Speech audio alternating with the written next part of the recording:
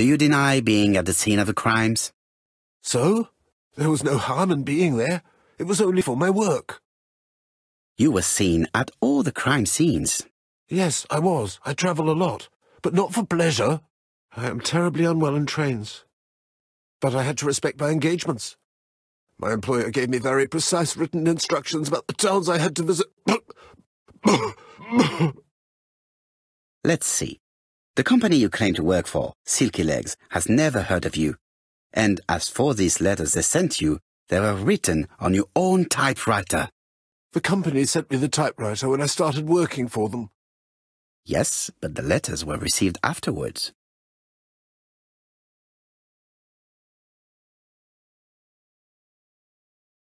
So it would appear that you typed them before sending them to yourself. I don't remember. Good God! I don't know what's happening to me. My head hurts terribly.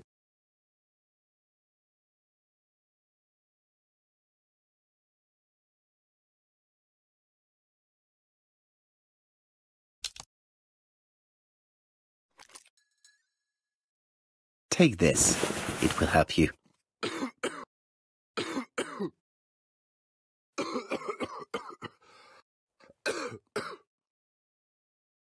Oh, I think I'll be fine. Let us see, Cust. Look at me. You know very well that you committed these murders? Yes, I know. But I'm not wrong in saying that you do not know why you committed them. No, I don't.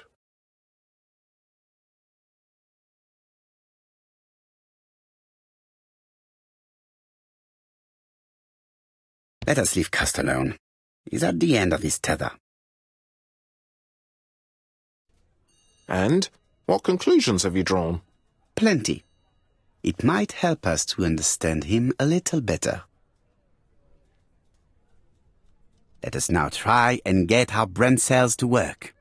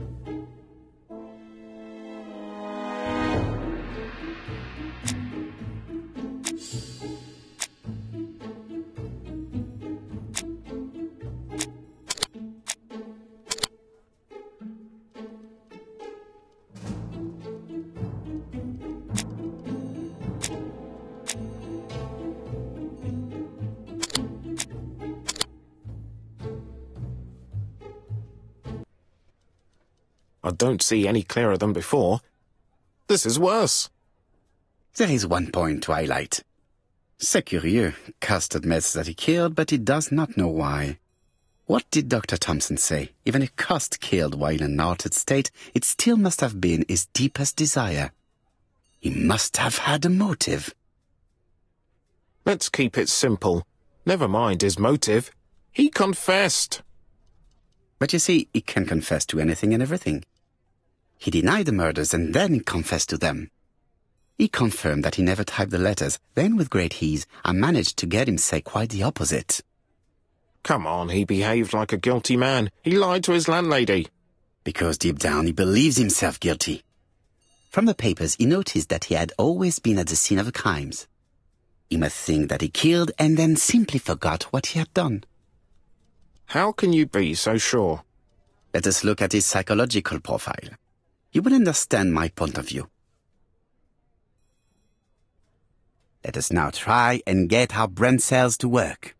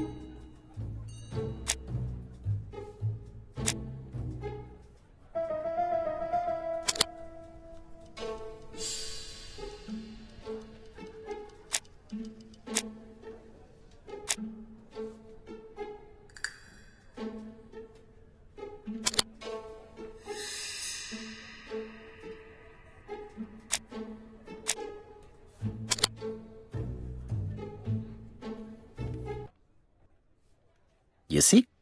Cust's character is quite the opposite of the murderer's.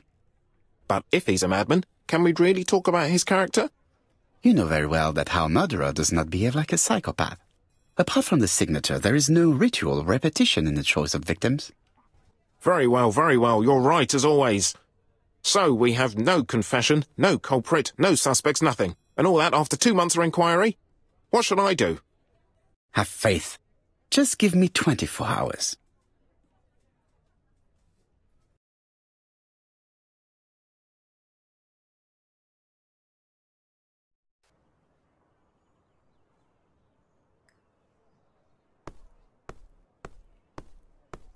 To Whitehaven, please.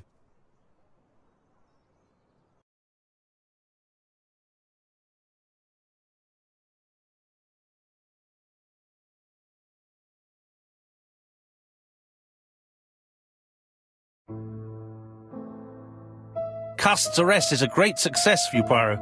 It's all clear now, except maybe 1 or 2 details. Details. Ah, mon ami. The devil is in the detail, as we say. Excuse me? Patience, Hastings. Everything will be clear once our guests arrive. Best be prepared. Slip a revolver into your pocket before they do. A revolver? But Poirot, what are you afraid of? Trust me. It is important you carry a weapon for this meeting. I will lend you mine. What about telling me what you have in mind? Surtout pas. You wouldn't be able to play your role. Wait 1 moment, I will bring you my weapon.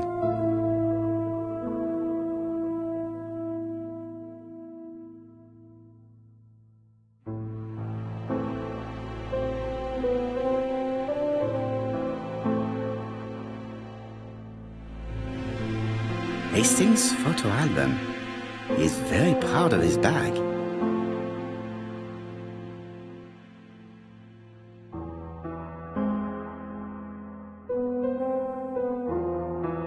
Churston, Devon, population 500 inhabitants.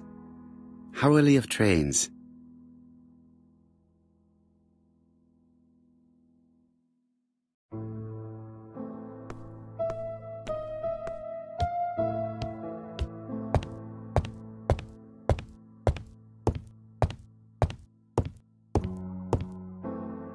The white ammunition are blank cartridges. The others are real bullets. I have to choose the type of bullets to load. The revolver is loaded with real bullets. I still have time to choose blanks. The revolver is loaded with blanks. I still have time to choose real bullets.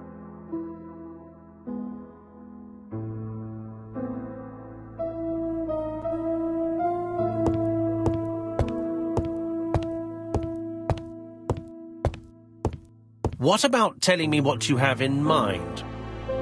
Surtout pas. You wouldn't be able to play your role.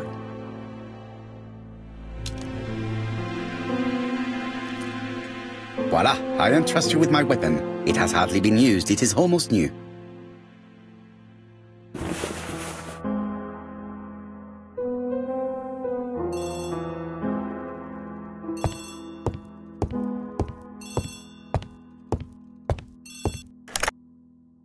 Chief Inspector, is that you? Yes. Sorry, but we haven't found anything. Have you checked the typewriter? And the packaging, the letter, and the ribbon reel. We've only found prints left by Cust and his landlady. Well, never mind, I shall make do. So, are you still going to hold your meeting? Of course, Chief Inspector. I can hear my guest coming up the stairs. Why have you brought us here, Mr. Poirot? Since Cust's arrest, I thought it was all done and dusted. Miss Gray formally identified him, as well as Miss Barnard. Yes, and the stockings he saw drove the same brand as the ones found at my aunt's. This is all true. However, a case is not closed if some questions remain open. And one question is, why did the murderer send me his letters? Why did he challenge me, Hercule Poirot? Perhaps he wanted to play with you, to taunt you. Xenophobia? Maybe he didn't like you because you're foreign. I may be wrong, but maybe by provoking you, he was looking for glory? All these theories should be studied. Let us now try and get our brain cells to work.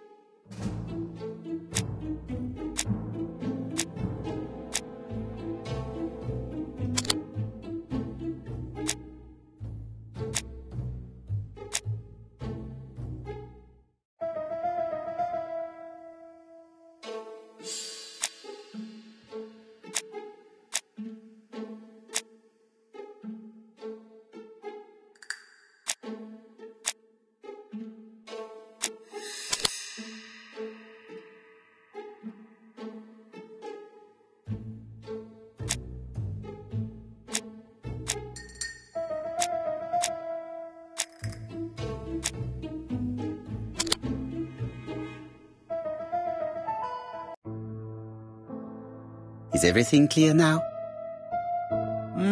You might like to explain your reasoning again. Of course. First of all, remember that the murderer made it a rule to always post his letter before the murder. He never digressed from that rule. However, in Churston, he encountered a problem. The village has only 500 inhabitants. With advance warning, it would be easy to arrest him. Therefore, the murderer delayed his letters deliberately with the wrong address. The plan wouldn't have worked if he'd sent it to Scotland Yard or the papers because everybody knows their addresses. The mistake would have been corrected and the letter would have been on time. That is why the murderer chose me as the recipient. Because for his plan to succeed, it was necessary for at least one of the letters to have a wrong address and get lost. It was very cunning. Absolument. It is a very subtle plan. It matches the profile we have drawn up of him perfectly. That of an intelligent, daring and calculating murderer. But that's not how you describe Cust. You are quite right, mademoiselle. Like you, I find it hard to believe that this dull character is the clever murderer we are looking for. Do madmen... I mean, if he's mad, he might have two very different sides. No doubt. But the murderer is not mad. All the specialists agree that he does not have the profile of the psychopath. But if Cust is not guilty, how do you explain his presence at the scene of the crimes? Mr. Clark, the answer to your question is in the medical records of your brother's patients. Documents which Cust most certainly did not have access to. Let us now try and get our brain cells to work.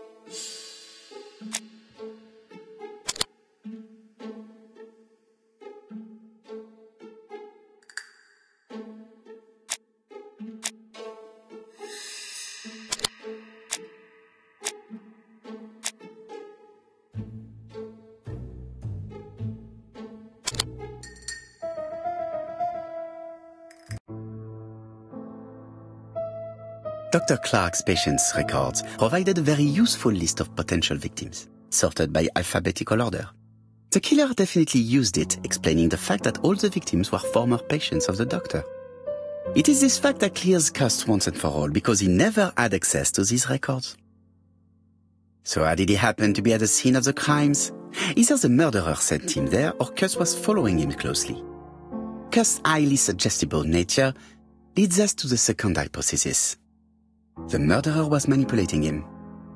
He systematically sent Cust to the towns where he was going to strike, so that the suspicion would land on the poor man's shoulder. That's evil! What sort of killer could have such a plan? And what would he gain from 3 completely different murders? Indeed, it seems unlikely that the same murderer committed all the crimes. What should we take from that?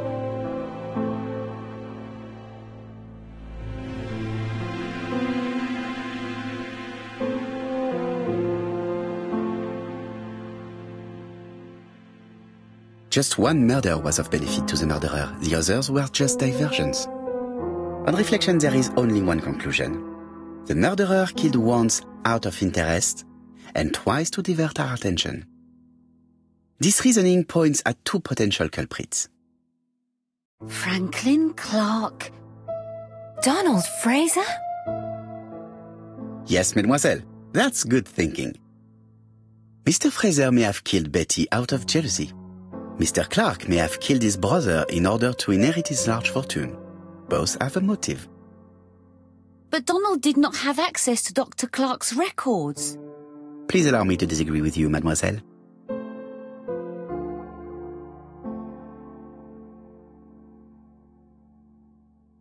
He works for Court and Brunskill, one of whose clients was Sir Carmichael. It doesn't prove that I went to Comeside. You could have done it, and you may have used the opportunity to take a look at Sir Carmichael's records. You think I'm guilty? You or Mr. Franklin Clark? That's ridiculous. Both of you have a motive. The question is, which of you has the profile that most resembles the murderer? Let us now try and get our brain cells to work.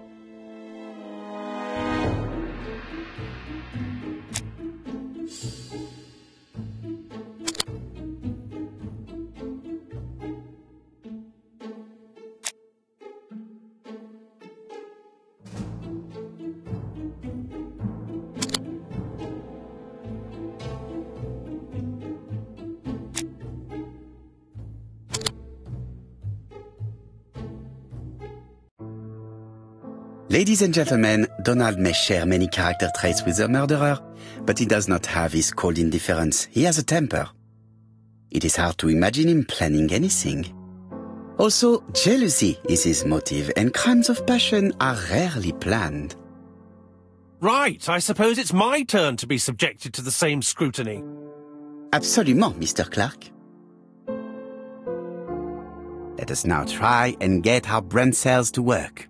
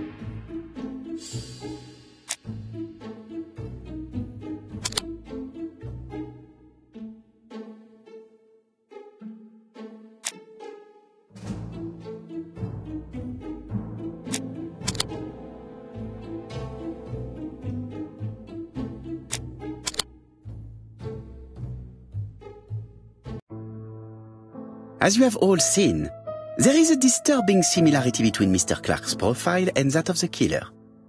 In actual fact, it is exactly the same. Mr. Poirot, your psychological studies are interesting, but your conclusions do not add up. Why would I have wished my brother's death? The inheritance is lawfully mine. I just have to wait. No, you had to act quickly.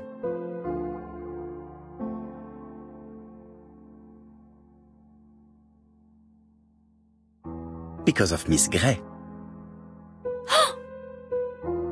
Mademoiselle, although you haven't been telling the truth, there is no doubt in my mind that you would have found a way to marry Sir Carmichael after Lady Clark's death. For you, Mr. Clark, it was a disaster. If Miss Grey had children by your brother, you would not have inherited a thing. You realized the danger after reading several letters from Comside, especially one in which your brother opened his heart to you. So you hurried home from China, and you took action. In truth, Cust was no more than a puppet manipulated by the real culprit. You, Mr. Clark.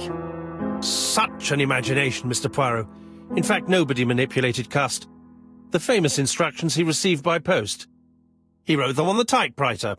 We know that for sure. Oh no, you know perfectly well that is not true. Eh bien voilà, light has now been shed on the ABC murders. Your theories are ingenious, but you haven't any proof. One point to him.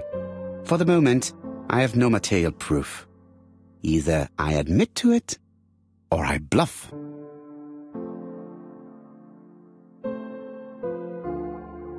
One thing proves it. The prints you left on Cust's typewriter. Enough. Oh, of course you wiped the typewriter before sending it. But not carefully enough. Scotland Yard has found your print along with those of Cust. Game, set, match. You win, Mr. Poirot. But it was worth trying.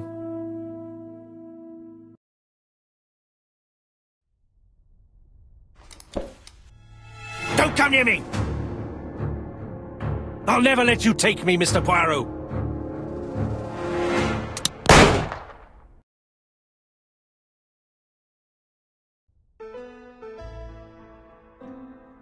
I'm sorry, Mr. Clark, there is no easy death for you. I expected your reaction, so I used blanks.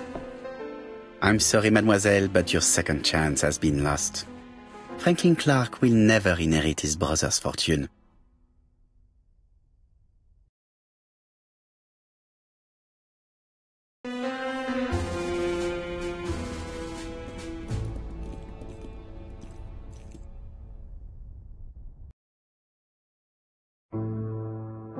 Disappointed at having missed the chance to become Lady Clark, Thora Grey left England. Donald Fraser and Megan Barnard married. On Poirot's recommendation, Mary Drower started to work for Lady Clark. The elderly lady's condition suddenly took a turn for the better. And a few months later, to Dr. Logan's great surprise, she was back on her feet again. According to this eminent physician, it appears to be an extremely rare case of spontaneous remission. Lady Clark has enjoyed very good health ever since.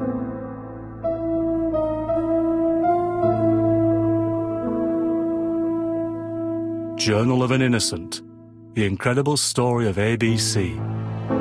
As for A.B. Cust, after being advised by Poirot, he made a great deal of money by selling his story to the press. And as for me, and with business booming, the Black Swan has become the #1 tourist attraction in the whole of Yorkshire, even more popular than York Minster.